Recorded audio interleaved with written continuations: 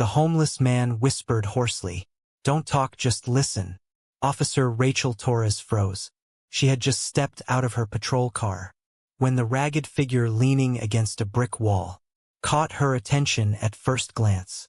He looked like countless other forgotten souls of the city. Dirty clothes, unkempt beard, long tangled hair dripping from the drizzle. But his eyes burned with urgency. At his side a loyal mutt growled, staring intently into the shadows of the alley.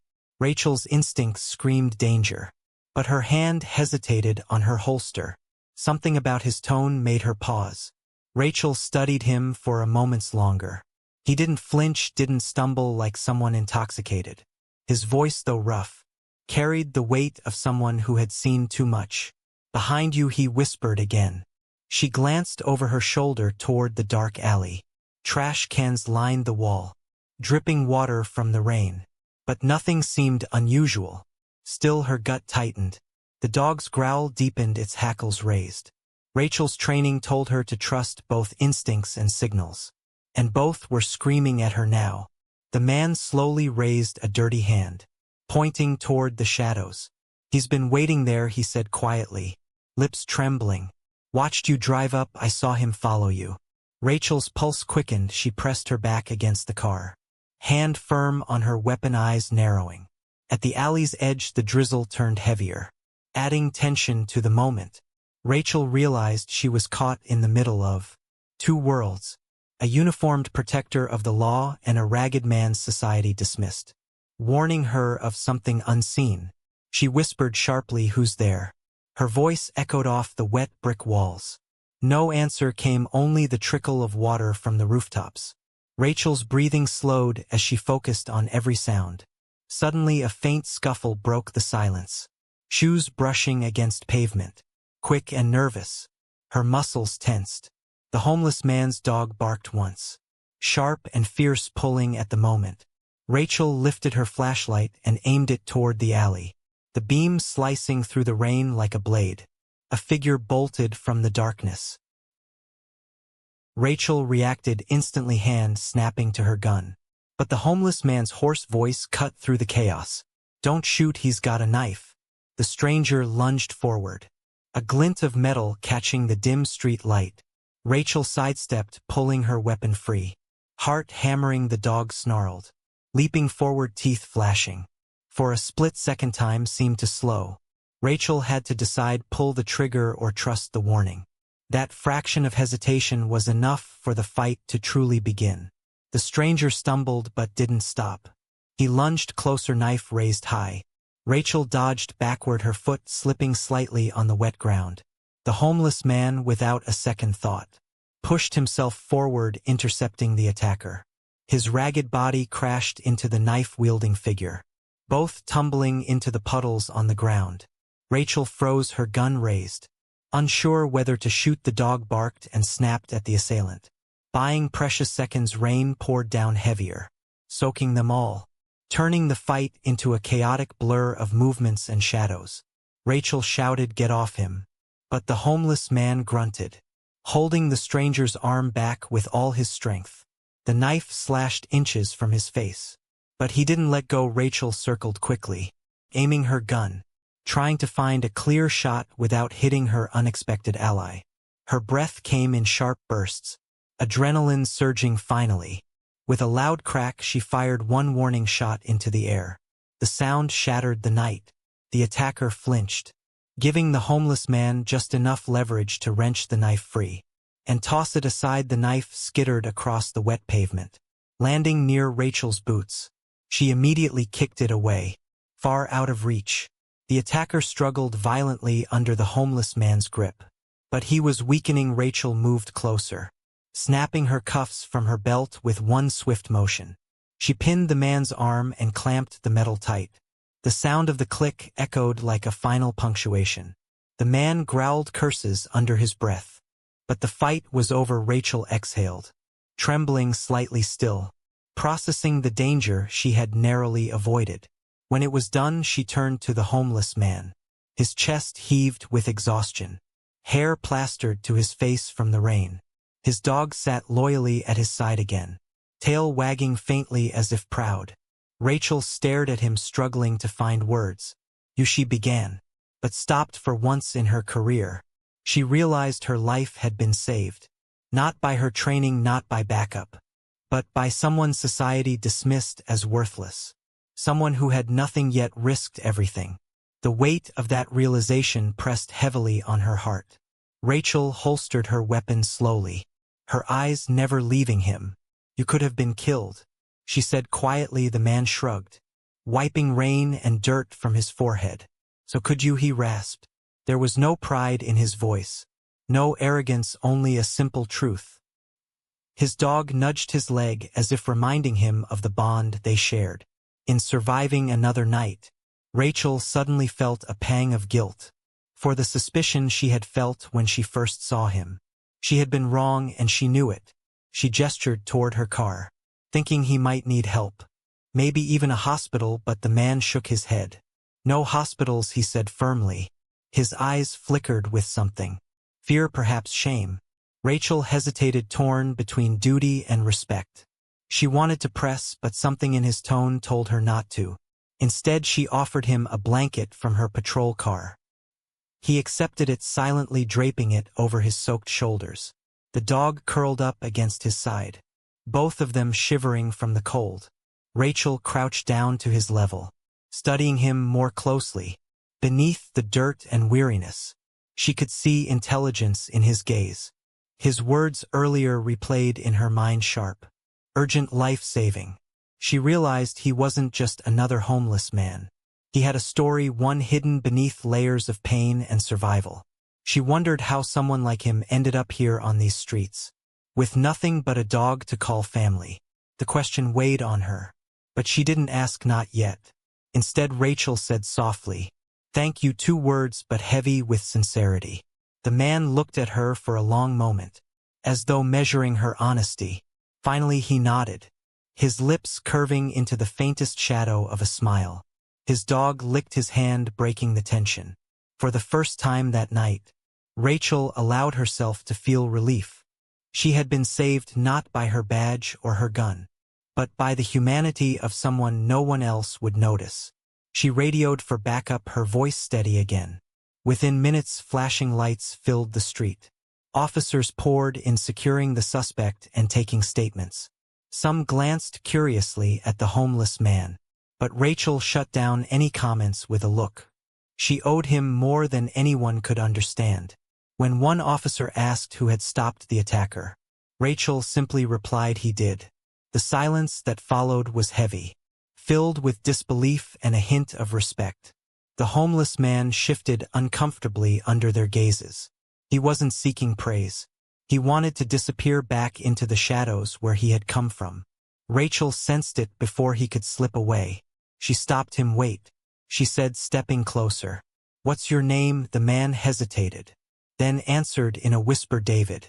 It was simple, almost fragile, like a truth he hadn't spoken in years.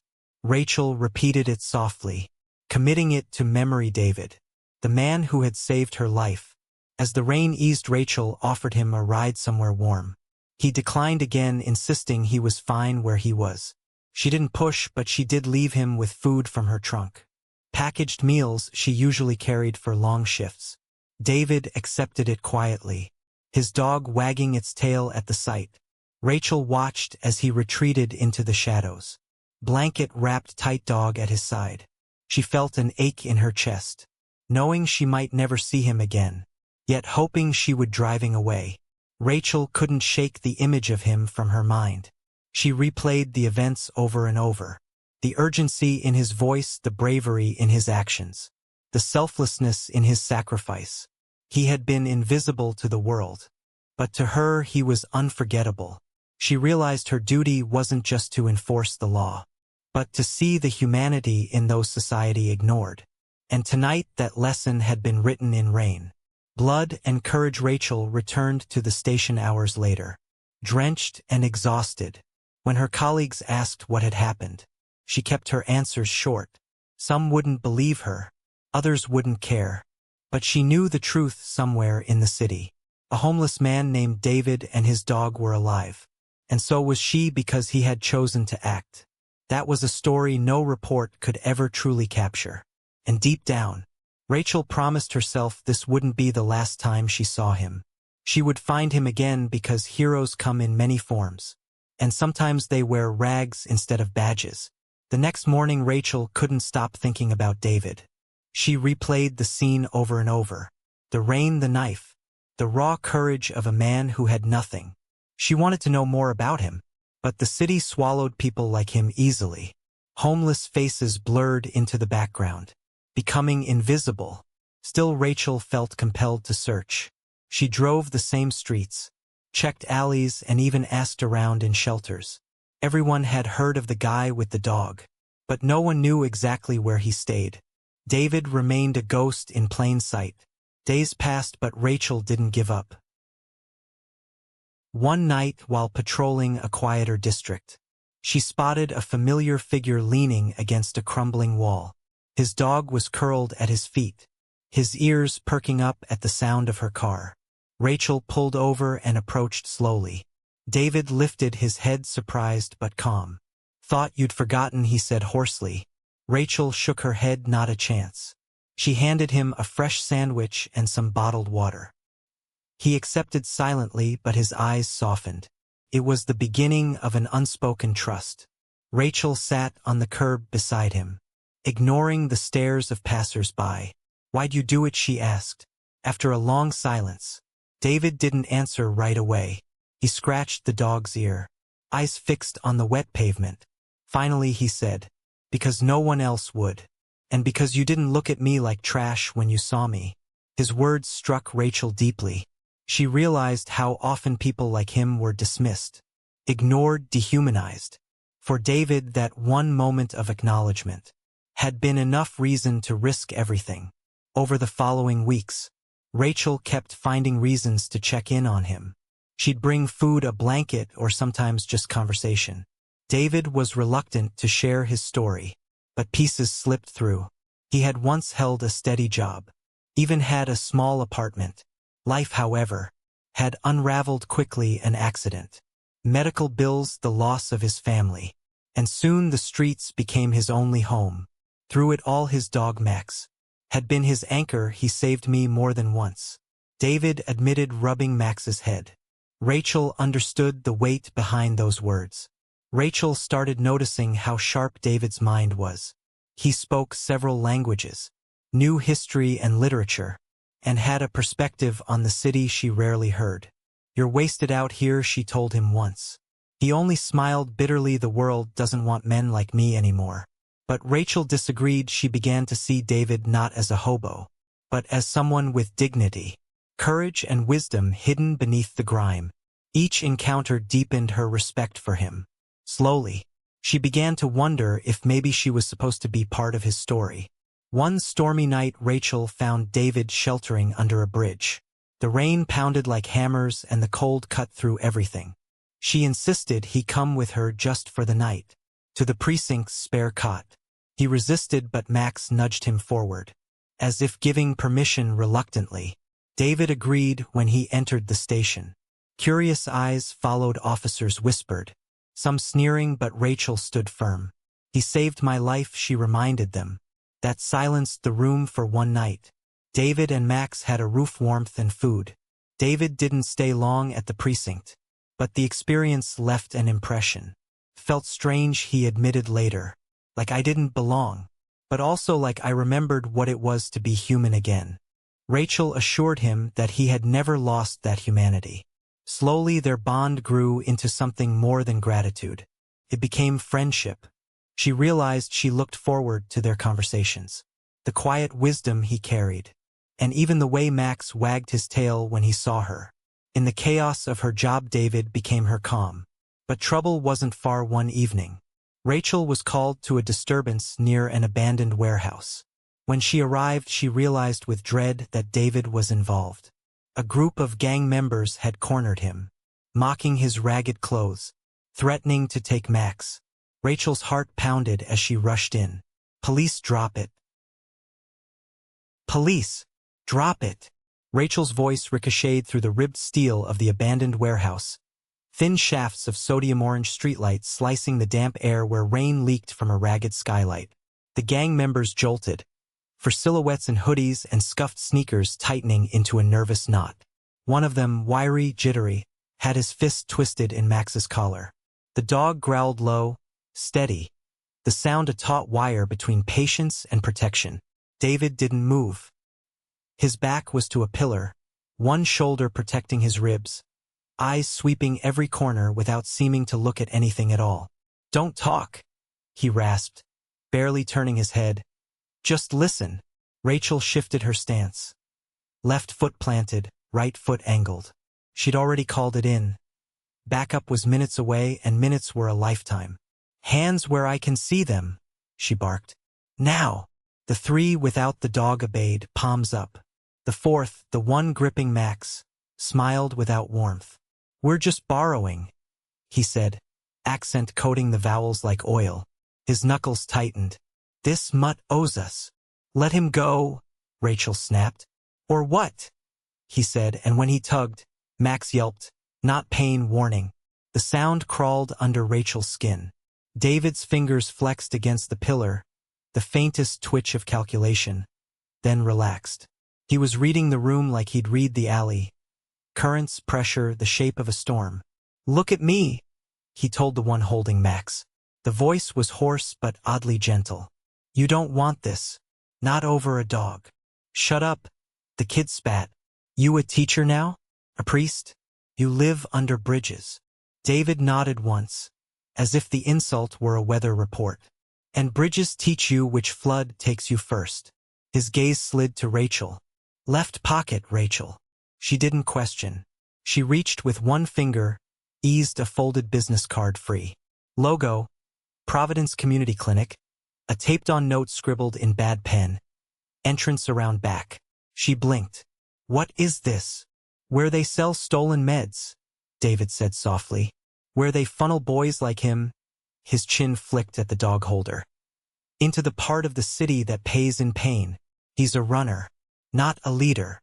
The kid's jaw tightened.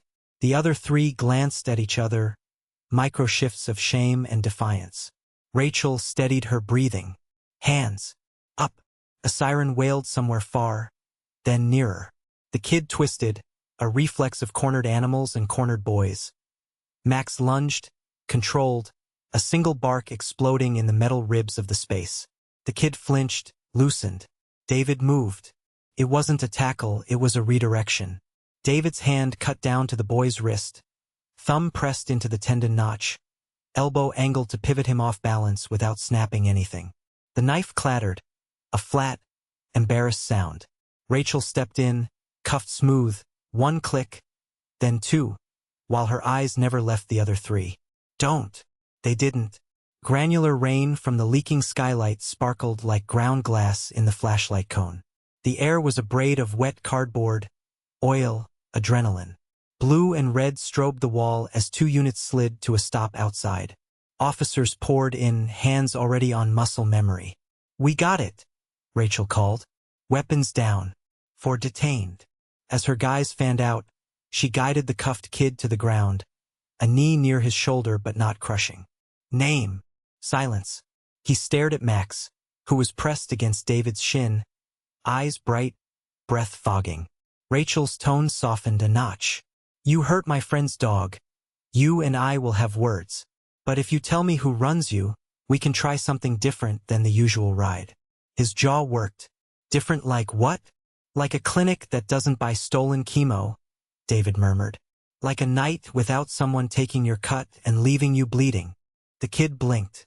For the first time Rachel saw not bravado but a boy at the edge of a cliff, rain in his eyes making it hard to see. "Quill," he whispered. "He calls himself Quill." "Location," Rachel said. "Moves. Doesn't stay. Uses the clinic's back lot on Tuesdays and Fridays. White van, plates swapped." He swallowed. "He doesn't care about the meds. He cares about the binders." Rachel frowned. "Binders?" The boy's eyes flicked to David. "Lists.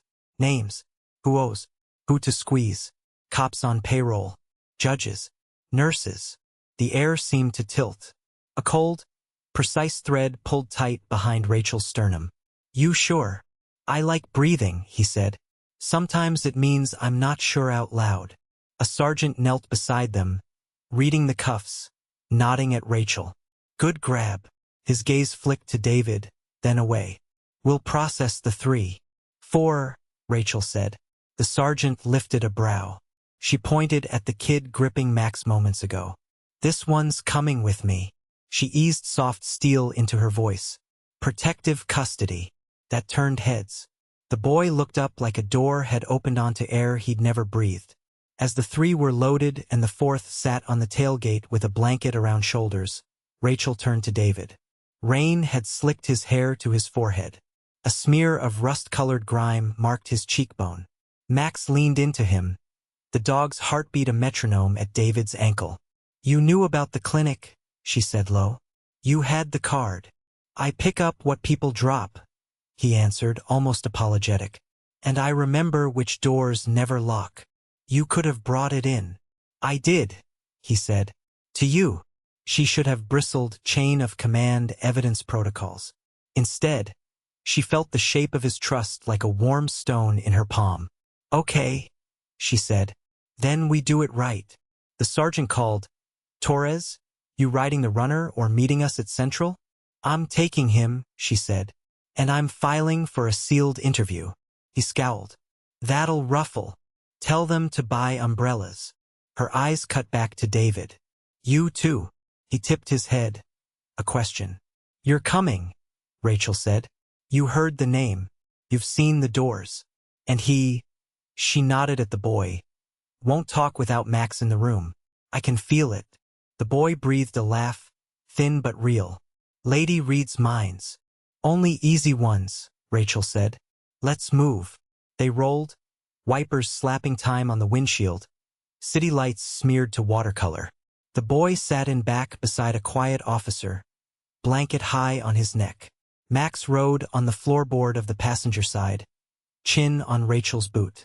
David stared straight ahead, eyes on the dark that poured into the headlight cones and then emptied away. At Central, Rachel steered them not to the noisy bullpen but to interview 3, a smaller room with a table too big for its walls. She unhooked Max's leash. The dog circled twice and flopped at the boy's feet. Water, Rachel asked. Please, he said, the word tasting like a dare that wasn't punished. David stood, hands loose at his sides, gaze on the mirrored wall. He spoke as if to the glass. Quill uses kids because kids have fast feet and short rap sheets. He keeps ledgers because he came from books once. Men from books always keep their ghosts alphabetized. Rachel set water and a protein bar down. Books. Someone taught him to catalog, David said. Nurses, he said. Judges. Names you don't write unless you learn to file. You've seen him? Rachel asked. David's mouth twitched. I've seen people who fear him, and fear leaves fingerprints where fingerprints shouldn't be. His voice went soft. Don't talk. Just listen. Rachel did. She heard the cooling tick of a vent, the irritable hum of fluorescent ballast, the boy's swallow after he drank. She heard Max's breathing slow as the dog, satisfied the pack was inside a den. Let sleep take one eye. She heard the city's faraway restlessness through concrete and steel. And under it, she heard herself, the part of her that had signed up not to make arrests but to break circular walls. Okay, she said finally, to the mirrored glass, to the boy, to David. We take Quill apart. Piece by piece, David said. The door opened. Lieutenant Quan filled it, compact, precise, eyes like a level. She looked at Rachel, then David, then the boy. Torres. Walk. In the hall, Quan kept her voice neutral. You brought in a witness you're calling protective without notifying me. I notified dispatch, Rachel said. I'll file to seal. He gave a name. Who? Quill. Quan's blink was a fraction longer than a blink. Where'd he hear that? Back lot behind Providence Clinic. Quan's jaw moved once. Get me corroboration. You'll have it, Rachel said. She hesitated. Sir, I want David in the room. David, the Good Samaritan from my incident report last week. He saw things, and he hears the stuff most of us talk over. And he's homeless. Sir, he saved my life. She held Kwan's gaze. And he sees the city in layers we ignore. Kwan's stare measured, weighed, decided. Fine. But he's a witness, not a cop. You own his safety. I already did, Rachel said. And Kwan's mouth twitched in what might have been almost approval. Back in interview 3, Rachel sat, folded her hands on the table to make them still. Start with the back lot, she told the boy. What nights? Who watches? How you signal? He spoke. It came in bursts, then steadier. Truck schedules, burner numbers, the smell of lemon cleaner in the office where the binders were kept. He gave names not like betrayals but like small weights he was tired of carrying. Timo, who laughed too loud. Lace, who cried when no one watched. A woman with silver hoops who wore salvation like a jacket she could shed when it got hot. Rachel kept him talking with quiet nods and small questions, never cornering. David watched him like a man watches a river he used to swim, remembering both currents and rocks. When the boy's voice hitched, David pushed the water closer, said nothing. Max pressed his head to the kid's shin. After an hour, Kwan slid in, listened, slid back out. After 2, the boy's shoulders loosened enough for hope to get in. When they paused, he stared at Rachel's badge, then at David's face. Why you care? He asked. People like me. We're paperwork. Because I'm tired of paperwork, she said. I want Tuesday nights to be boring. He snorted. You weird. Frequently, Rachel agreed. Okay, he said. He scrubbed a hand over his face. Okay. They built a plan in pencil. Not a sting, not yet. First, surveillance to map the habits and the hands. Who opened which door with which key, who used which phone, who looked up when the trains went by and who didn't. Then, quietly, warrants crafted like lockpicks, not sledgehammers. Rachel had done hammers, they just made dust. When the boy finished, when his eyelids had that floaty weight that comes after adrenaline leaves, Rachel stood. We'll get you to a safe bed. Real blankets. Door that locks from the inside. Max will walk you there. He stared. For real. For real, she said, as an officer escorted him toward a temporary shelter run by a church that didn't ask for confessions. Rachel looked at David. You okay? He lifted one shoulder. Today. Then we used today. They stood in the doorway for a moment. The hum of the precinct thinning with the hour, the night still wet around the building. Max shook, spraying a galaxy of droplets. David wiped his face with a sleeve and exhaled. A sound like the end of a long-held note. We got a name, Rachel said. And a ledger, David said. The binders matter. Because Quill doesn't fear cuffs, he said. He fears daylight. Rachel nodded. Then we make morning. Outside, the rain slackened to a mist. The city listened back. They started small because small is how the truth hides.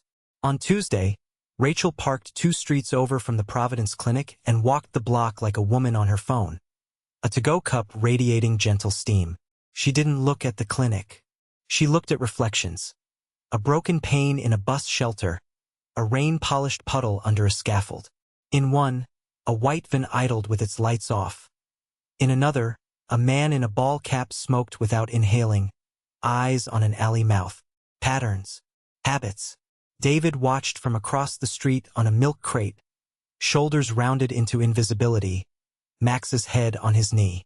He looked like he belonged in the seam between 2 worlds, which meant no one saw him except the people who lived there, and they recognized a cousin when they saw one. He heard languages braided through commerce and fear. Spanish soft with care, Russian with the edges filed down for business, English flattened into cash. He tilted his head. He didn't chase meaning. He let meaning come, like a stray that shows up when you stop trying to call it. That night, with nothing to show but a page full of nothing, Rachel felt the old rookie itch, the one that says if you didn't kick a door you didn't work. Kwan glanced at the page, grunted. Looks like something to me. It's 3 maybes and a cigarette brand, Rachel said. And a plate fragment, Kwan added, tapping the scribble. CT-34? 7. Rachel sighed. Half a plate is a fairy tale. Quan's mouth moved almost to a smile. Most fairy tales start with less. On Friday, they came back with the patience of gardeners. The same van. A different cap. A woman in scrubs tossed a box marked saline into the bin like it was heavier than saline is. Rachel notated. David whispered. She flinches on the second step. And Rachel wrote ankle injury without thinking. Max watched the pigeons and decided not to start a war. After midnight, the back door cracked and a hand passed a folder to another hand. Binders. It was quick, invisible if you were looking at faces. But David had stopped looking at faces years ago. Faces lie first. Hands tell the truth. There, he murmured. And Rachel's pencil underlined the moment twice. Paper to van. Back at Central, with coffee that tasted like a dare, Rachel flipped her notebook shut and turned to David. Your turn, she said. Tell me you. He stared at the foam cup like it was delicate. You think a story is evidence? I think a story is a map, she said. And you've been walking the city longer than any GPS. He scratched Max's ear. The dog sighed, rearranged, thumped his tail once. Rain whispered against the window like a secret. I was a warehouse clerk, David said finally. One of the good ones, counted twice, told the foreman when the numbers made no sense. When they made sense and no sense. What happened? They wanted me to be creative, he said, mouth flicking at the edges. Creative meant watching numbers walk out the back in white vans and pretending it was math. Medical supply, Rachel guessed. Half, he said. Half went to people who needed it. Half went to people who needed power. He rubbed his chest, not dramatic, just human. I got loud. They called it insubordination. I called it arithmetic. You got fired. I got encouraged to consider my options. Then a forklift met my knee in a way that wasn't OSHA certified. The clinic's bill and my rent had a lover's quarrel and decided to see other people. And Max. David glanced down, that unguarded smile blinking on. Max found me behind a grocery store the day it snowed and no one knew what to do. He ate half my sandwich and gave me half his warmth. We haven't renegotiated the terms since. Rachel swallowed around the ache. You didn't deserve any of it. He shrugged, a tired economy of motion. Deserve is a currency. Some places don't accept it. She leaned back, eyes on the stained ceiling tile above the fluorescent hum. You speak like that a lot, she said. Like a man who read too much and had to climb out of the words before they drowned him. I listened, he said. People leave books behind. People leave sentences hanging in the air. You learn to pick them up or you trip over them. Languages. He nodded. Enough to buy bread. Enough to know when a hand is reaching for my pocket or for my shoulder. Why didn't you, I don't know, keep a record? Blow a whistle. I did, he said. It broke. The men with the vans have hammers. Rachel closed her eyes and saw a different warehouse. Her father's, where he'd kept old tools hung in neat rows, handles oiled, steel kissed with the lightest coat of grease like armor. He'd taught her how to listen to a ratchet's click, how to feel when a bolt was snug enough. He'd taught her that force is a last resort. Torque is smarter. He died early. A heart that had lifted too much grief. And she joined the academy with his voice in her head like a compass that didn't point north so much as honest. You and I, she said. We're going to make better hammers. He huffed a small laugh. I prefer wrenches. We'll compromise, she said. Adjustable. A knock. Quan stepped in, eyes flicking from dog to man to detective. Torres, judge on night duty says your draft is clean enough to eat. You get your warrants. Rachel felt the buzz light her bones. For the clinic? For the back office, the van?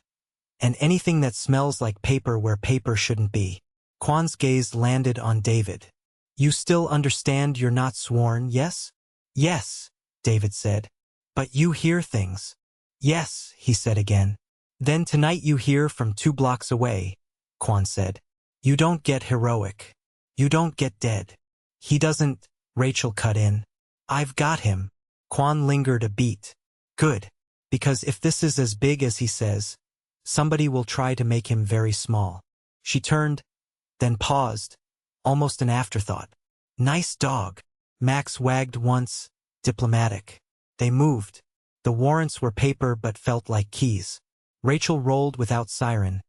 2 cars leapfrogging so that no shadow could count their taillights. The clinic sat all innocent at the corner of 4 tired streets.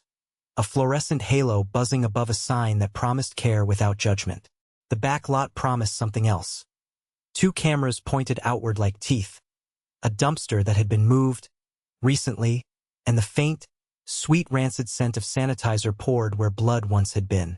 Rachel's team slipped the lock like it was bored. Inside, every sound had an echo and an alibi. The front office smiled with pamphlets. The back office frowned with file cabinets. "We're here," Rachel told the empty air, like a prayer said to a god that only answered with paperwork. Drawers opened. Paper slid. A junior officer gaped at a drawer full of white labels with numbers that didn't match any patient names. "This is a library," he whispered. "Don't talk." David's voice crackled on Rachel's earpiece from 2 blocks out, where he sat on a curb that had taught him more than any academy. "Listen." She did. A rumble, not thunder. Too regular. A van. Not theirs. "West Alley," she murmured. 2 officers melted into shadow. She turned a key, the one that didn't belong to her, on a cabinet that didn't belong to anyone good, and slid a binder free. It was heavy like guilt. Inside, names in 4 columns, amounts, dates, notes in shorthand that wasn't shorthand so much as contempt. Nurse M, good for refills. Judge R, prefers cash. Officer T, Mondays only. She felt her stomach go very, very still. "Rachel," David said, so soft that it was almost the rain itself speaking. "Don't break. Breathe." She breathed. She photographed. She copied. She handed a second binder to Quan, who scanned, then nodded once. A nod that meant we keep breathing and we do not scream. Outside, tires hissed on wet asphalt, then stopped. The rear door rattled. "Now," Quan said. The team flowed like water finding seams. Hands, cuffs, rights, voices calm, choreographed. The driver tried to run and met a wall that had been waiting its whole life to be helpful. Rachel stepped into the wet night holding the binder like a holy thing. David rose from the curb like a shadow, remembering it was a man. Their eyes met across the distance. A string pulled taut between 2 rooftops, humming. "Quill?" she asked the driver. He smirked through his inhale. "You think I'd ride my own van?" "Sometimes ego enjoys the view," she said lightly. "You cops don't learn," he said. "You shave off heads and call it a haircut." "Maybe," she said. "But you moan like a mirror when you see clippers." He squinted, then laughed despite himself, then hated himself for it. She handed him to a uniform who'd forgotten how to be intimidated years ago. Back in the office, Quan laid the binders on the table like offerings on an altar. "We've got a name," she said. "And now we have his ghost." "Quill's careful," Rachel murmured. "Careful men leave careful trails." "Careful men also panic," Quan said. "And panic calls friends." On cue, Rachel's phone vibrated. Unknown number.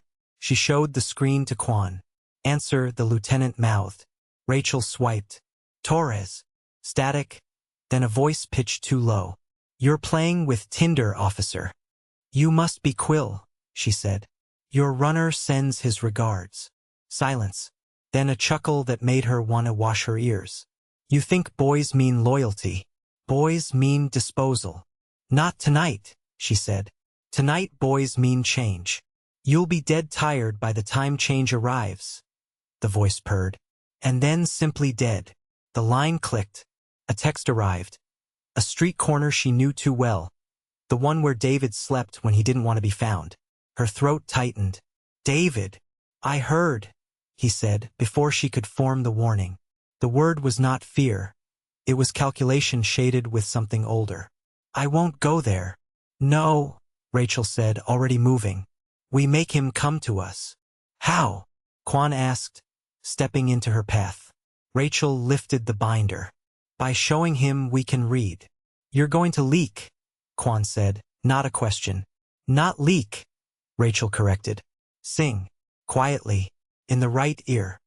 Whose? Someone who owes me a favor and thinks Quill is a myth. She stared at the rain-bent neon outside. I'm tired of myths. Quan studied her, then nodded. Fine. Choir practice. 20 minutes. David stood in the doorway with Max, rain haloing them both. You move, he said. And storms change zip codes. Rachel grinned despite the lead in her bones. Then let's give the storm our address. He smiled back, a ghost of warmth crossing the wreckage of his face. Don't talk, he said. Just listen. I am, she said. And for a long, tight heartbeat, the whole building was quiet enough that they could both hear the morning growing teeth. They didn't leak. They tuned. Rachel called a Metro editor who still owed her from a night when Truth and Deadline had nearly died in the same alleyway. You wanted proof the clinic rumor wasn't just rumor, she said, voice even. You'll get a sliver, not the pie. No names. Just the method. And you will not publish until I say. She paused, hearing the click of a recorder that wasn't supposed to be on. Turn it off. A sigh. A click. You always were allergic to theater, Torres. I'm allergic to funerals. She sent a single image from the binder, cropped to show a ledger line that revealed the pattern but not the people. 4 columns, dates that repeated Tuesdays and Fridays, the shorthand for transfers that pretended to be janitorial. With it, she sent a sentence. A clinic's back lot operates like a loading dock for debt. Watch the van, not the gurney. Got it, the editor said. You're singing mezzo piano. Whisper, Rachel said, and killed the line. Inside the precinct, Quan carved their next hours into a clockwork. 2 surveillance teams for the clinic, 2 for the likely plate swaps, 1 quiet detail to sit on the safe house where the boy slept. We assume Quill can hear as well as we can, she said. We assume he's smarter. We act like we are patient. Rachel shouldered into her jacket. David stood beside the bench by the front doors. Max's leash looped loose around his wrist. The dog sitting like a carved animal in an old church, waiting for a bell. David's damp hair had begun to curl at the ends, the drizzle lifting into mist outside. He was not police, yet the building seemed to bend around him as if he were a compass point the beams had always known. Ready? Rachel asked. He tilted his head. Storms turned. How do you know? Because quiet got loud, he said. You hear it when the city stops pretending to sleep. They rolled again, the car interior a small ship in a gray sea. Rachel drove without music. David watched the sidewalks, the second-story windows, the way a curtain swings when a watcher is careless, the way a trash can lid is set just so when someone wants to signal tonight. He said nothing until he did. Left on Mercer. 2 blocks. The corner with the broken yellow light. She turned. The light stuttered its halting Morse. Go, stop, both, neither. Under it, a man in a delivery jacket leaned on a newspaper box, thumbs flying on a phone he didn't read. David's shoulders went still.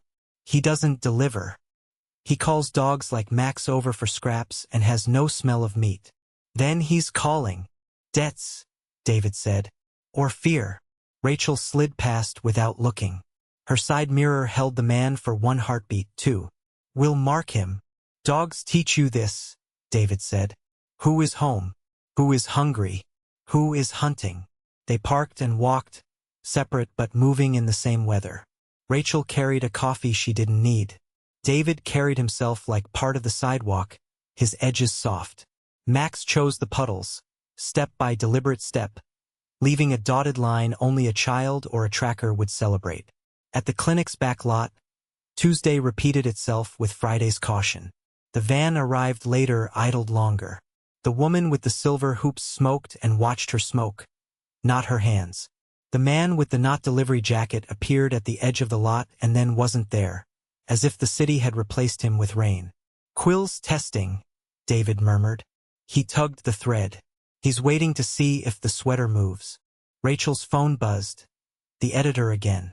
A text, then delete, then another. Your sliver made 3 other clinics sweat. My switchboard says defamation 5 times, which means you have more than a sliver. Rachel wrote back 1 word. Patience. In her ear, Quan's voice. Unit 2 has the plate swap on video. Unit 4 has our runner eating eggs like a boy who didn't believe eggs were real. He's safe. A pause. Torres, you've got the face. Delivery jacket? Rachel said. Yes. He just kissed a camera with his brim. Rachel smiled without joy. Good. Let him take his bow. They waited until the street turned into something like morning but not morning. The hour when bakers knead and men who sleep badly make coffee twice. Then the van moved. Then the door opened. Then the first piece of paper came to the door and stopped, as if paper could smell weather. Quan moved them like chess. Rook to alley, bishop to mouth, queen to everything. Cuffs clicked. Rights read. The woman with silver hoops screamed at a god who had stopped answering her specific prayers. The driver sagged like a tent without poles. Rachel didn't smile. David didn't blink. Max didn't bark. On you, Quan said into the air. Rachel took it. She spoke soft. You've been using a clinic to collect debts owed to men who can't be named at daytime. You've been moving binders like blood. We're done. The woman spat. You don't even know his face. Faces lie, David said somewhere behind her shoulder. Hands don't. He held up a phone in a plastic evidence bag. Not hers, not the driver's. Delivery jacket had tucked it under a milk crate like a squirrel that didn't trust trees. Quan glanced, nodded, passed it to a tech with a portable box of tricks. Work fast. They did. Data spilled like marbles. Skittering. Call logs to unknowns. Text to drop, and Friday and ledger. A chat thread with a contact saved as Q. The tech's eyes lifted. Boss, we might be in his pen. Then don't smudge the ink, Quan said. Mirror. Don't poke. They cloned, they mirrored, they ghosted. Rachel breathed, slow, and in that breath felt a tremor of nerves that didn't belong to her. She looked sideways. David had not moved, but something in him had, minute as a change in air pressure when a door opens 4 rooms away. What? She asked, too quiet for anyone else. The boy, he said. He told truth like a person discovering it was edible. That means he gave enough truth to sleep. But not all. His eyes tracked a point that wasn't in the lot. It was somewhere in the story. He flinched when he said binders. He didn't flinch at Quill. He flinched at binders. Because he touched them, Rachel said, the thought arriving like a coin dropped in a glass of water. Because he carried them, David nodded. And because he put one somewhere the night he thought the sky would rip. Jesus, Rachel breathed. He hid a book. Maybe. David's mouth moved. Maybe he hid a name. The van was hauled. The woman with hoops was processed. The rain rinsed the lot of footprints and some of what they meant. Rachel peeled off her gloves and looked at the sky that wasn't bright yet and might never be. We're not building a case, she said to Quan. We're building a bridge. Quan gave the smallest nod. And praying the other side doesn't set it on fire. They returned to Central with a cardboard box of papers that were heavier than any box should be, and a clone of a phone that felt like a snake coiled under a towel. The boy slept. The city watched itself in puddles. At her desk, Rachel stood a long time before she sat. The thought kept walking around the room and sitting in different chairs. He hid a book. David leaned in the doorway like a comma refusing to end a sentence. Max lay with his chin on Rachel's boot like a period the sentence didn't deserve yet. Okay, she said. We ask him gently. They did, and the boy stared at his hands for a long minute before he said, Locker under the train. Not a locker. The kind where rats live and nobody pays rent. You used a vent, Rachel said softly. He shrugged, shame and pride braided. I got skinny. Take us, Rachel said. Quan shook her head. No. We send 2 and a camera. Rachel shook hers back. Quill will smell them. He knows our shoes. Quan held the stare, then chose. You take the man and the dog. And you wear shoes that don't shine. They went. The vent was where the boy said. 3 steps down from the platform around a column, behind a poster of a summer festival canceled 5 summers ago. The grate had a broken screw that wasn't broken. It had been persuaded. David knelt, Max sitting square beside him. eyes on the tunnel mouth like he could keep trains at bay by thought alone. David's fingers remembered millimeters. A quarter turn, a lift, a slide. Inside, wrapped in 2 grocery bags and faith, a binder waited. Rachel's chest tightened as if someone had cinched a strap across her ribs. She turned pages with gloved fingers like she was paging a living thing. The first names were small ones. The next were bigger. Then a page tabbed with a piece of blue tape. "Do not touch," in a boy's handwriting trying to be a man's. She lifted it. Underneath, 3 names sat like stones in a river that had forgotten how to move. One was the clinic's director. One was a judge. And the third was a cop. Not her. Not Quan. A sergeant who smiled with too many teeth and never brought his own coffee to meetings. Rachel didn't swear. She breathed. She took photos that would outlive any argument. She slipped the book into a bag that would embarrass a hospital for how clean it kept evidence. She stood up, and in the standing knew the city had just adjusted its weight on her shoulders. "We don't publish," she said to no one and to the rain. "We prosecute." David said nothing. Max sneezed once, a dog's version of amen. They turned to climb the stairs. "Don't talk," David said, his voice low and suddenly sharply now. "Just listen." Rachel froze, ears opening wider than ears should. She heard the tunnel's stale breath. She heard drip, drip, drip. She heard a shoe scuff that wasn't any of theirs. "Behind," David whispered. Rachel didn't draw. She didn't need to. The shape that stepped out of column shadow was exactly the size of regret. Delivery jacket. He didn't have the jacket now. He had a face.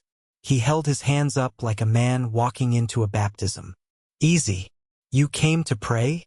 Rachel asked. "I came to stop you from dying," he said. And there was no slick in it now. There was road grit and 3 nights no sleep. "Quill knows. The text you got? He sent 3 more to numbers you don't read. He's not waiting. Then why aren't you with him?" The man's mouth twisted. "He keeps lists," he said. "Men like that don't need friends. And you want an ocean," he said. "Or a deal." He lifted his chin at the bag. "That book buys bullets for whoever holds it. You think you're the only one who knows that." "Who's coming?"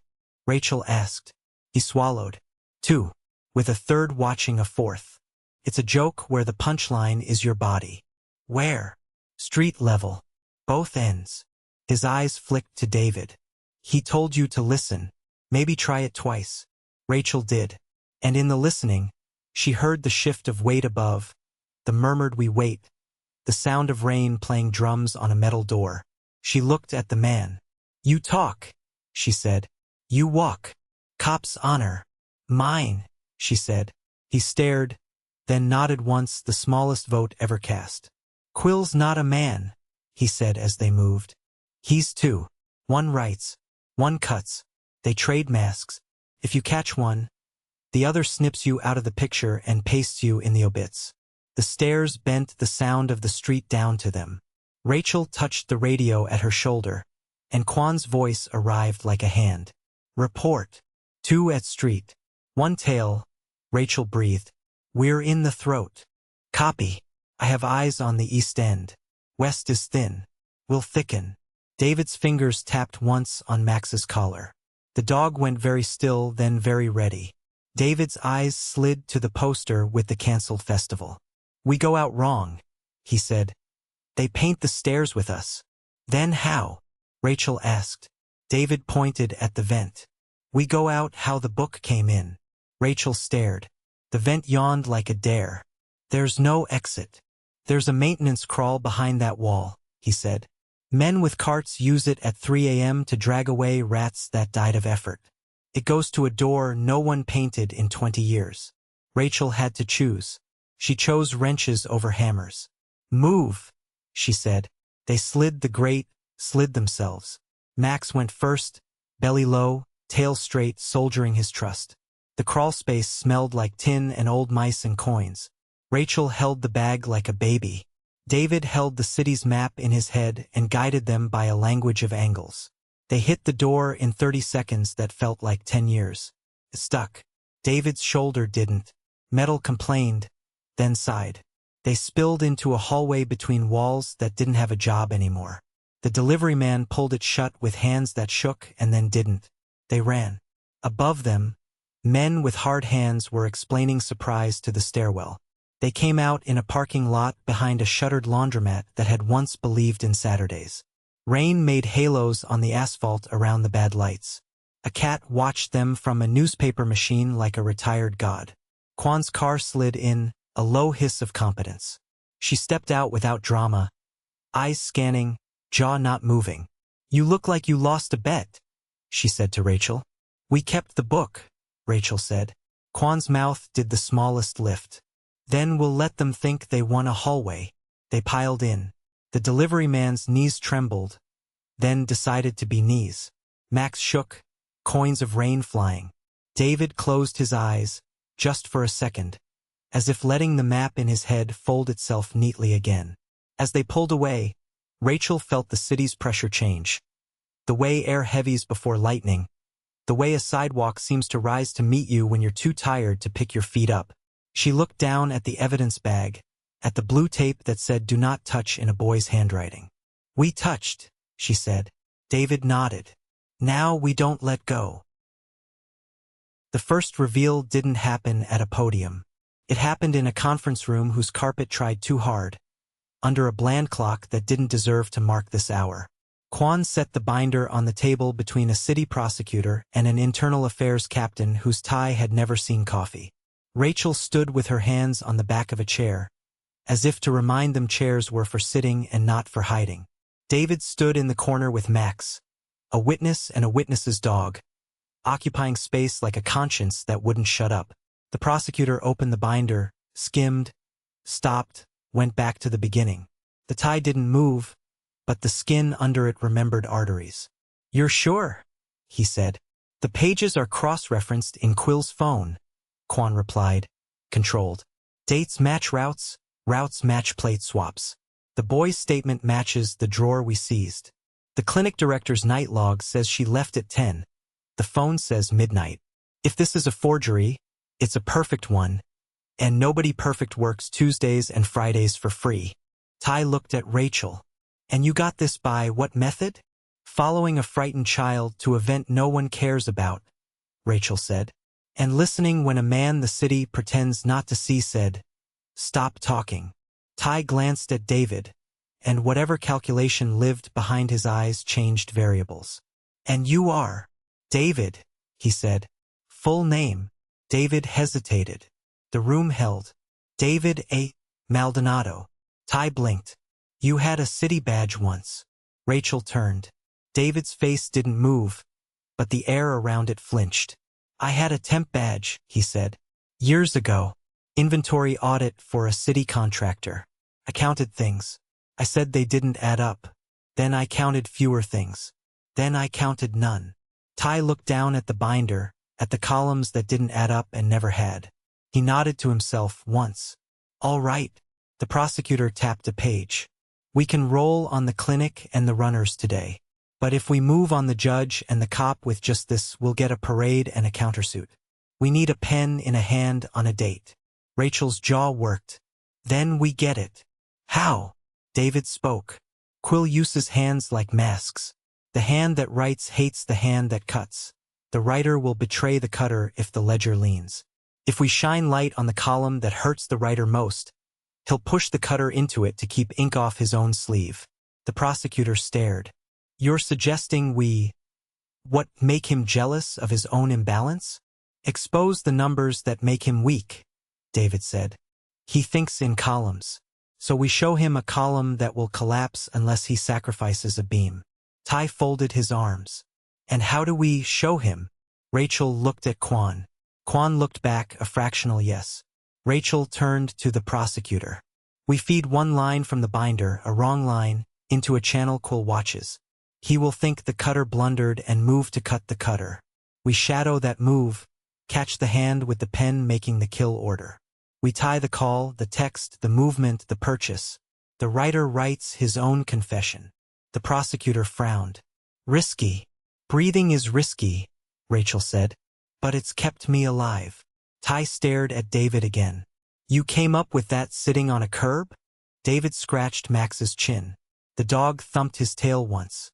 Bridges teach you torque, he said. You don't lift a city. You find the bolt that holds up the wrong piece and you turn. The first reveal grew legs. They baited the ledger with a single altered line. A debt entry for Friday, a fake number large enough to insult a man who counts pride before cash. They dropped it through a channel cloned from Delivery Jacket's phone, wrapped in phrasing that smelled like the cutter's impatience. Move early. Take the white van. Clinic director is late. Binders exposed. Then they waited. Waiting is a work some cops never learn. Rachel had learned it at 17 by a hospital bed that beeped until it didn't. By a grave that didn't answer texts. By night watches where the only thing you stop is yourself from making a bad choice loud. David had learned it under Bridges where weather itself waited to see if you were worth sparing. At 2:17 a.m., Q texted a number they didn't recognize. Fix Friday. Stop the leak. Start with the one who knows the drawers. The text caught it mid-flight, paperclipped it to the clone, mirrored it back to the box where Kwan's eyes didn't blink. The writer wrote, Kwan said, voice dry, and he gave us a door. They kicked it open with a key. The number belonged to a burner that lived in a white sedan that belonged to a shell that lived at a mailbox in a lobby that smelled like lemon cleaner and fear. The sedan moved at 2:28, 2 men inside. One with the stiff shoulders of a boss who never carried heavy things. One with the hungry hands of a cutter itching for work. They drove not to the clinic, but to the clinic director's home. A neat brick box with wind chimes that had done nothing to deserve being accomplices. Rachel rolled parallel 2 blocks over. We don't let them in, she told Kwan. We catch the order, not the damage. Copy, Kwan said. I want the spoken sentence and the hand on the knob. It happened fast. It happened slow. The sedan idled. The boss leaned. The cutter checked his pocket and made sure the knife knew it had a job. The boss murmured. The cutter nodded. The boss typed. A text that would have been dumb, except men who think in columns forget words are their own kind of blood. Question finished the director. The ledger leaks. The text snapped it like a fish net and bagged it twice. Kwan's unmarked slid in, angles clean. 2 officers ghosted up either side of the walk. Rachel moved like the rain had decided to take her shape for a second. Police, she said, even no theater. Hands. The cutter froze. The boss tried to look bored. Then he saw David, standing at the curb with Max, and something in his face changed. Not fear, but annoyance that the city had let one of its ghosts get this good a seat. Names, Rachel said. None you can spell, the boss said, casual. Try me, she said. And when he smiled, Q stepped right out of his mouth and sat on his teeth. She didn't crow. She nodded to Kwan. Writer. Kwan's chin dipped. Writer. The cutter twitched. Max didn't growl, he didn't need to. The cutter went quiet in the way men do when they run out of stories. Cuffs, rights, bagged phones. The wind chimes tried to ring an alarm and managed a lullaby. The clinic director opened her door in a robe that had seen better marriages. She looked at the men on her lawn, at the binder they didn't know she didn't lock, and folded into a chair on her porch like a person who just realized she had built 3 rooms of her life on a floor you could not mop clean. Ma'am, Rachel said gently, you're safe tonight. The woman looked at David instead of Rachel. You were in the waiting room once, she whispered. You counted chairs. David inclined his head. I count when I'm afraid. The woman's eyes filled. Me too, she said. At Central, the reveal kept unfolding like a map you thought was small until it covered the table, the floor, the week. Q talked more than anyone predicted. The cutter talked more than anyone wanted to hear. They named the van route. They named the judge who had offered lenient sentences like coupons with an expiration date that never came. They named Sergeant Too Many Teeth. The IA captain's tie forgot to be smooth. We'll pick him up, he said, voice low. Not without me, Rachel said. He works my hall. Kwan gave her a look that meant both be smart and I will cover your back with my body. They didn't make a show. They caught him where truth hurts least. The parking level under Central, where your exhaust makes you think you're invisible. He saw them and smiled. Too many teeth. Midnight inspection? He asked. Binder inspection, Rachel said, and watched his eyes flick to places only guilty eyes know. Tuesdays and Fridays. Big columns. I don't read, he said. You write, she said, and held up a copy of a memo he had signed that placed Officer T on Monday details precisely when the ledger paid Monday to look the other way. Not her initial, not her day, but in the same alphabet wearing her letter. He rolled his jaw, a man testing a tooth he knows is rotten. You throw this much paper, something sticks. Good thing we like glue, Quan said. He shrugged. You'll hang me and leave the tree. Rachel smiled without mirth. We prefer forests, she said. And the IA captain's cuffs spoke the only language he trusted, metal. When they got upstairs, the bullpen's noise did that thing it does when fear pretends to be gossip. Rachel felt eyes on her like weather. David felt the room decide whether to remember his name. Max felt an officer's hand hover above his head and then commit to a scratch. The dog leaned in, generous. The prosecutor came from the conference room with pages under his arm and adrenaline under his skin. We have probable cause on the judge, he said. We have conspiracy on cue. We have the clinic director cooperating. We have the boy in a bed with a guard and a breakfast sandwich. We have... He looked at David, and the next words came out not like a decision but like a truth that had long been watching for its moment. We have you to thank for the turn. David seemed to look past him to a window that wasn't there. You have a dog who didn't bite when the world told him to, he said, and a cop who listened when the city whispered. I just told her where the whisper lived. Don't do that, Rachel said, soft but firm. Don't disappear from your own work. He glanced at her, and the worn lines around his mouth shifted into something like embarrassment's kinder cousin. I'm more comfortable in alleys, he admitted. Then we'll build you a door to a better one, she said. The first reveal ended with paperwork and the kind of silence that hangs after a song. Part relief, part dread for the next note. Because this wasn't over. Q was a half. The cutter was a tool. The judge was a node. And somewhere the other half of Quill, the side that cut or wrote, whichever one they had not yet caged, was ordering new masks. Rachel stood in the threshold of the bullpen, the binder's weight gone from her hands and lodged under her breastbone. We didn't win, she said to Quan, to David, to Max, to the weak coffee that had started tasting like courage. We began. David nodded. Beginnings are loud, he said. Now we listen for who tries to sing over us. Max sneezed. The precinct laughed, the kind of fragile laugh that means we remember we're human. Rachel touched the scar on the day. Not a scar yet, but you know one when you feel how the skin will heal. Quill thought paper makes people small, she said. He forgot girls grow up reading books and learning to throw them like ropes. Don't talk, David murmured, smiling into the space between grief and hope. Just listen. She did. In the quiet, the city answered back. Night fell like a closing file. The precinct ran on bad coffee and better rumors.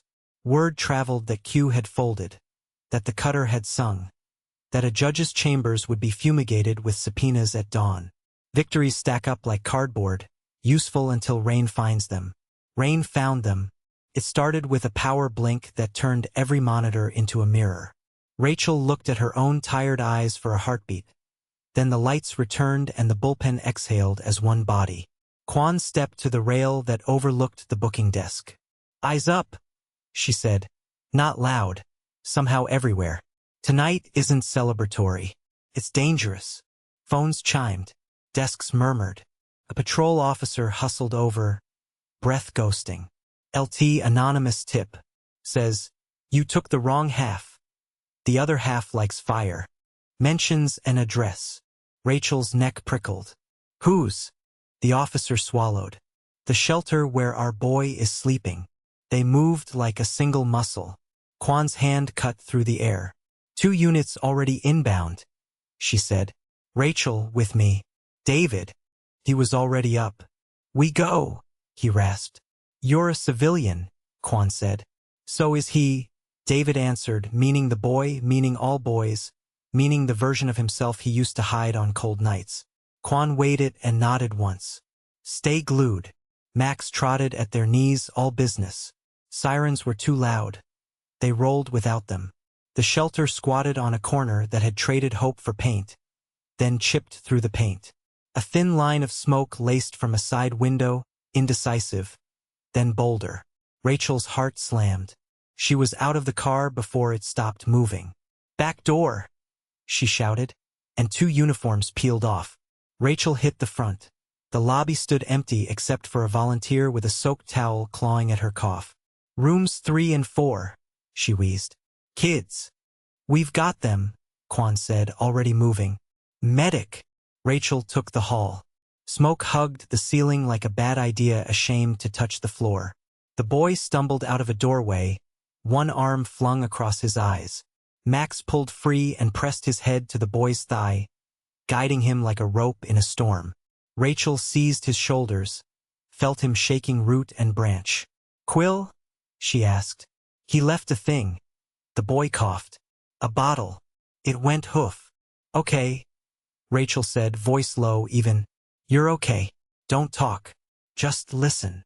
The words came out before she thought them. She heard David's cadence in her own mouth and didn't mind being a thief. Behind them, a door cried as the top half burned.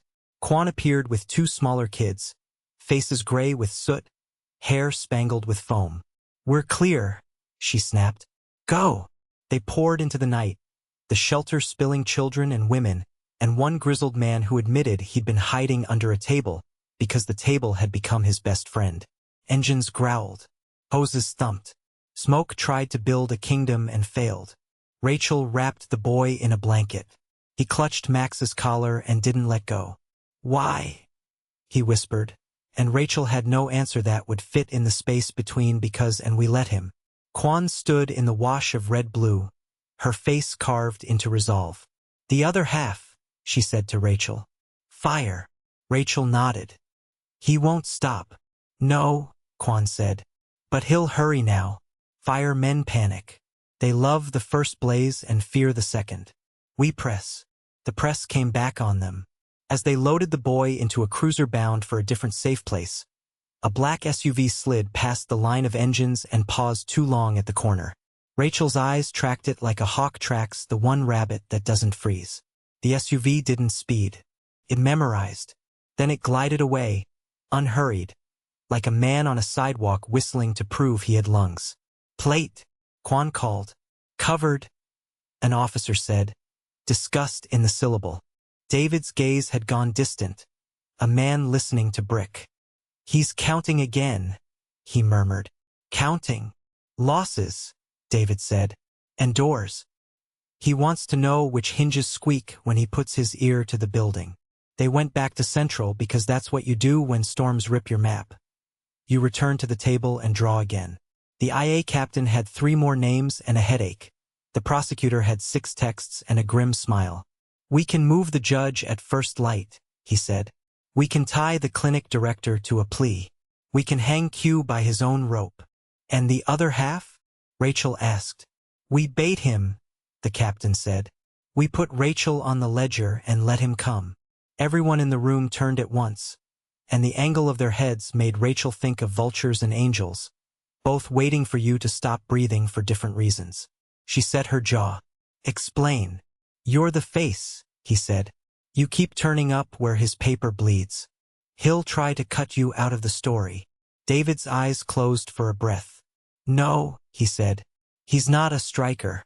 He's a director. He'll pull something you love into his frame and make you walk into it." "Me?" Rachel said. "I have a cat that ignores me." "Not you," David said. His voice was lower than a whisper now. It was the grain of wood when you run your thumb along it. "Us." Rachel felt it a split second before Max lifted his head. "Max?" she said. But the dog wasn't worried. He was deciding.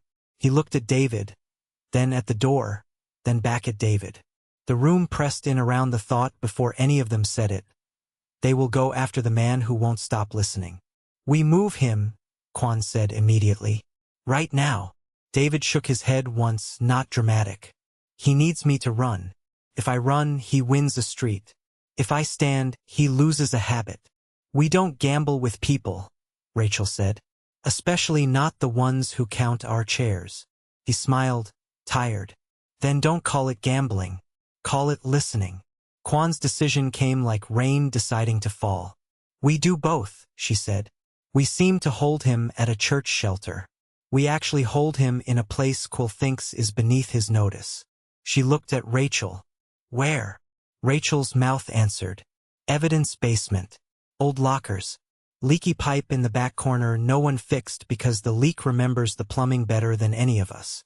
Kwon nodded.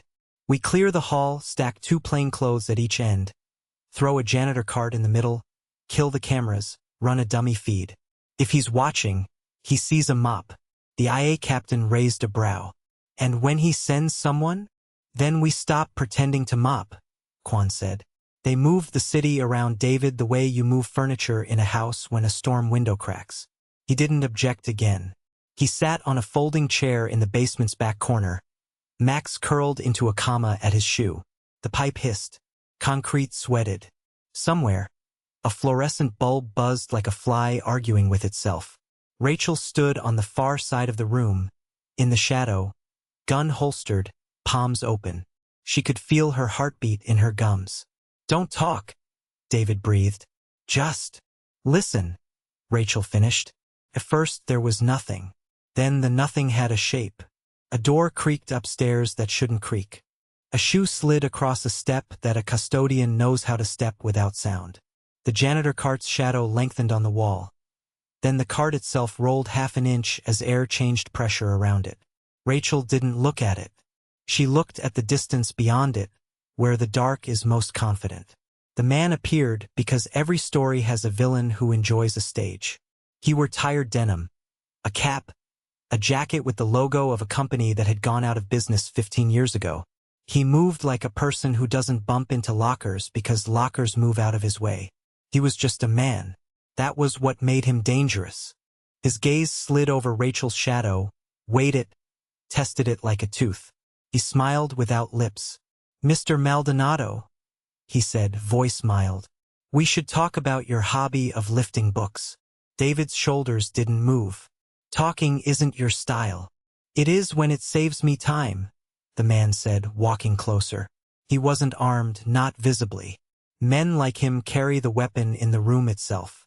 You cost me a judge. You cost me a ledger. You made my partner sloppy. Partners, Rachel thought, filing the plural the way you pocket a key. I'm tired, the man said. You're tired. Let's end both our chores. You come with me and the officer gets to finish the night pretending she wasn't out of her depth. Rachel stepped out of the shadow then, calm, gun still down. Depth's fine, she said. I learned to swim in basements. He didn't startle. He admired. I like you, he said. So we're clear. I'm not here to kill him. I'm here to take him where he stops hearing. That's the same thing, Rachel said. The man's eyes creased. Not always. David spoke, and the seller seemed to listen harder. You keep lists because you believe in order. But order isn't your god. Control is. The list comforts you because it tells you you're taller than other men. You aren't. You're just standing on their shoulders. The man's mouth tightened. You think words is a shield? No, David said softly. They're a mirror. A soft click answered from the hall, the kind of click that means a safety came off in a hand that didn't deserve a weapon. The man didn't even glance. You brought friends, he murmured, almost admiring Kwan's invisible choreography. Cute. He moved then, and that was the surprise. Not at Rachel, not at David, but at the pipe. His palm slammed the release valve. Steam screamed. The room went blind with heat and noise. Rachel's eyes watered. The world became fog and hot coin. A silhouette swung through the white. A hand grabbed for David's shoulder. Max exploded. The dog's body was a taut line of intent. Teeth bared not for blood but for truth. He hit the man's forearm, not the skin, the sleeve. He held, turned his head, used the sleeve to pull the arm off David. The man grunted, not pain. Surprised that any map includes a dog. The steam thinned in a furious second. Rachel moved into the gap it left. Gun up now, not shouting, speaking. Hands. The man lifted them. Max released, back to David, chest high, eyes lit. The man looked down at his sleeve, torn, wet, and then at the dog. "Good soldier," he said, and meant it. "Face the lockers," Rachel said. He did. Quan stepped out of the fog like judgment. Cuffs ready, jaw set. They bracketed him with simplicity. The man didn't resist. "You won't keep me," he said conversationally. "We will keep the world from you," Rachel answered. As they walked him up the stairs, David sat again, resting both hands in Max's ruff. His fingers shook. He looked at Rachel, and for the first time she saw fear after the fight instead of before it. It made him more human than he'd ever been. "You good?" she asked. He nodded once. "He knows a sound that comes before men die," he whispered. He wanted to hear if I recognized it. "And did you?" she asked. He met her eyes. "Yes," he said. "And I chose a different sound." "What sound?" "Your voice," he said. The building breathed. The pipe hissed. Somewhere upstairs, someone laughed at a joke bad enough to be a charm. The dark hour didn't end. It eased its grip. They had both halves now, the pen and the knife. But the crisis hadn't been the men.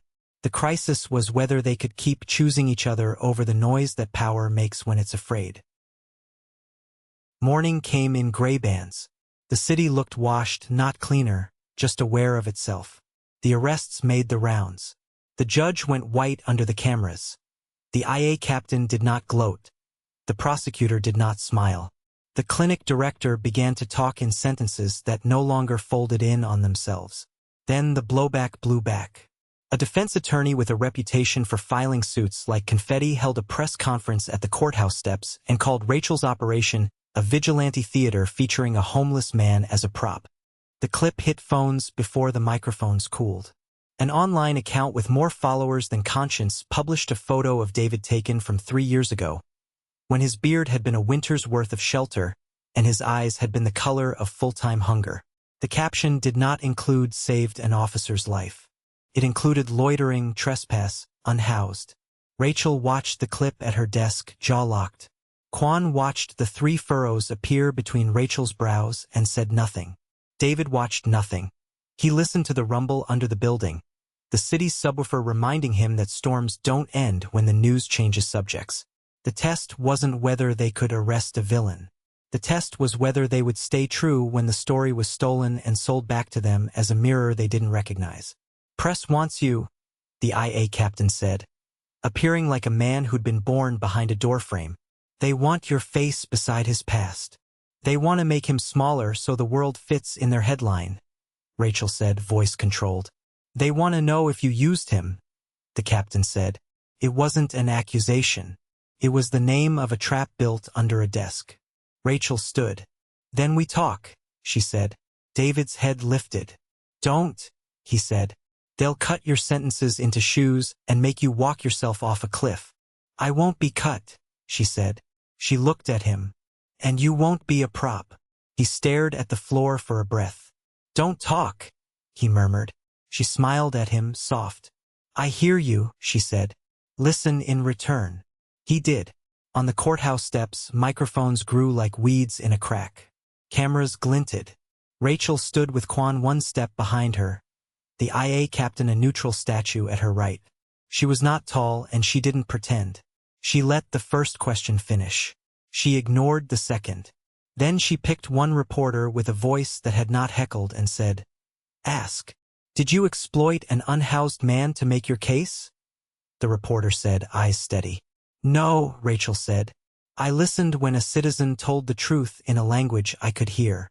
"Is he competent to be a witness?" "More competent than many men we swear in," she said evenly.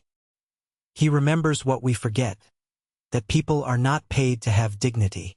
"Do you deny bringing him into dangerous situations?" Rachel didn't flinch. "I deny having a monopoly on courage. He saved my life. He saved a child's future. He saved a city a little." "You're glorifying." "I'm correcting," she said. And then she did something she'd promised herself she wouldn't. She told a story. "When I was a rookie, I chased a purse snatcher into an alley and almost tripped over a man sleeping under a tarp. I saw the purse get tossed. I saw the thief take a right. I saw him. She didn't point to David. She gestured at the city. Lift the tarp just enough to show me the left-hand door the thief had used. He didn't want credit. He wanted me to see. I learned 2 things. 1, demons use doors. 2, so do angels. If you don't listen, you miss both. She stepped back. Questions flew. She let them miss. The clip would travel and be cut into shoes and walked into cliffs. But in some living rooms and on some phones in some hands that shook for reasons other than caffeine, the uncut version would land. That was enough. Back at Central, the prosecutor had news that smelled like thunder. Judge issued a motion to suppress on Sergeant Too Many Teeth, he said grimly. New counsel filed it with a friendly ear. We're now in a knife fight with a fountain pen. So we keep the pen, Quan said. Rachel looked at David. How do we not break? He smiled, a corner of his mouth essaying hope. We remember that quiet is not surrender, he said. It's aim. They aimed. The text built a timeline like a cathedral, phone pings, hall cameras, plate scans, deposit slips. The binder fed the scaffolding. The boys' vent book fed the arches. The clinic director fed the stained glass. Rachel took the stand for an emergency hearing and spoke carefully enough to be a surgeon. Officer Torres, the defense smiled. Did you or did you not bring a vagrant into an official investigative setting? I brought a witness into a room where listening was the only thing that mattered, she said. And this dog, the defense sneered, played what role exactly? Companion to a citizen and a guide to truth, she said. It sounded ridiculous. Sounded right. Is the dog sworn? No, she said, almost smiling. The dog is good. There was a ripple. Amusement in a room that doesn't laugh. Recognition in a judge's eye that people sometimes need a small thing to puncture a big lie. The motion to suppress tightened its tie and sweated. The judge took the matter under advisement, which is how courts say we're thinking with the right part of our head. When Rachel stepped down, David stood at the back, hands in his pockets, Max leaning into his shin. You didn't let them make you smaller, he said. You didn't either, she replied. Not today, he said. He looked past her shoulder at a hallway only he could see. Tomorrow asks again. Then we answer again, she said. And that was the test. Not whether they could win once, but whether they would keep choosing each other and the city that doesn't always applaud. They walked out under a sky preparing itself for something other than rain. The air felt like paper before a word is written. David stopped, tipped his face up, and closed his eyes. Hear that? He asked. What? Rachel said. He smiled. Nothing. He opened his eyes. That's the sound of a city about to decide. Dawn took the bench first. The judge in the suppression hearing returned, voice steady. Motion denied, she said. The chain of custody is preserved. The witness credibility issues are for trial, not suppression. Rachel exhaled. Quan nodded once.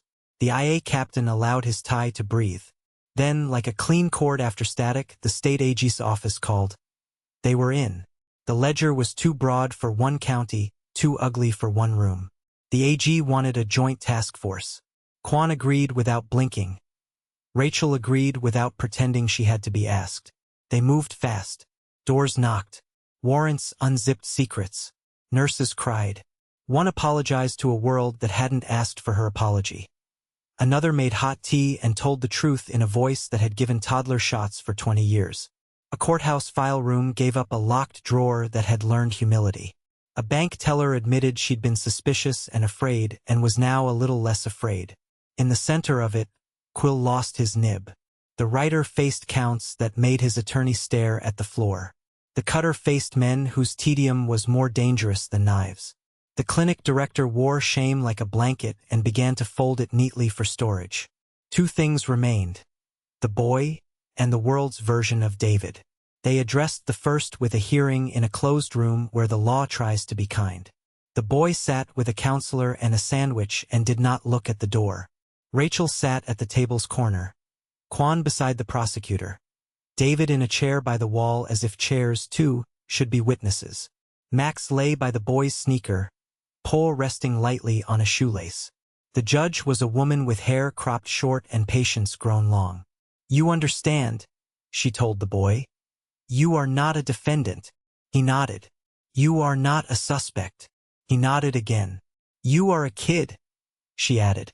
And his eyes watered so fast embarrassment didn't know where to go. "We can put you in a program that doesn't call your past a disease. We can give you a door that locks and a key that fits. But you have to walk through the door more than once." He looked at Rachel, then at David. "Does the dog come?" Max snored. Rachel coughed a laugh. "On visiting days," she said. "He has a precinct to run." The boy half smiled.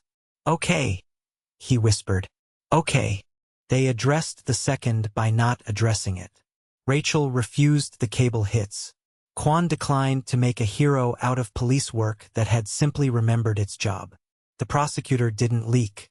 The AG didn't preen. The IA captain discovered that humility used sparingly improves most statements. Still, the story wanted a shape. Cities need their myths like bodies need sleep. So the editor Rachel had called, the one who turned off the recorder when asked, published one piece. Not a hagiography, not a hit. It was about a dog who showed a boy where the floor was, and a man who told a cop to stop talking and start listening. It didn't name David. It named dignity. It went small. It went far. And then came the scene that would be replayed in 100 civics classes if civics still had time. Sergeant too many teeth in a courtroom, hands folded, attorney whispering, judge waiting. The prosecutor slid the binder across the rail. The sergeant's mouth opened and closed. He said something about odds. He said something about the system. He said something about pressure. The judge said, quietly, "The pressure you felt was your debt. You cannot pay it with our trust." A sentence fell, not long enough for those who count vengeance.